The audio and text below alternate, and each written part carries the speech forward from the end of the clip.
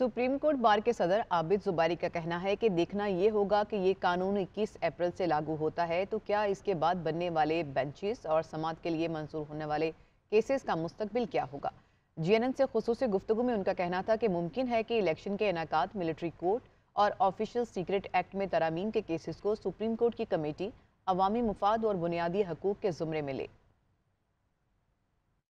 नैब का केस आप पता है कि 12-13 इस तरह सितंबर को उसका फैसला आया था। तो आज क्योंकि ये राइट ऑफ अपील अपहोल्ड हो गया सेक्शन 5 और प्रोस्पेक्टिवली यानी 21 अप्रैल के बाद, तो इस केस में अपील दाखिल हो सकती है नैब के केस में। अच्छा, मिलिट्री को जो आपको याद है, हम लोग सुप्रीम कोर्ट बार भी उसमें हमने फाइल किया था, वो केस चल रहा था, वो आधे से ज़्यादा चल चुका था, लेकिन फिर बेंच टूट गई, वो केस नहीं चला। ये देखना होगा कि ये क्योंकि इन्होंने होल्ड किया तो ये कानून लागू हो गया 21 अप्रैल से, जो इसका आई थिंक डेट है।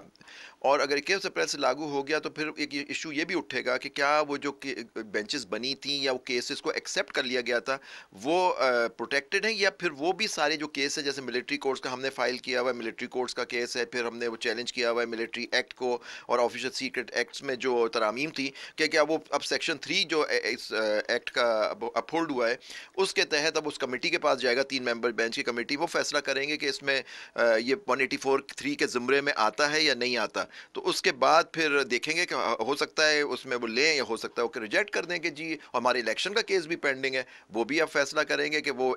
पब्लिक इंपॉर्टेंस का केस है और फंडामेंटल राइट्स इसमें लोगों के इन्वॉल्व हैं। हो सकता है कमेटी डिसाइड करे कि ये केस इलेक्शन का केस भी 81 184(3) के ज़ुमरे में नहीं आता।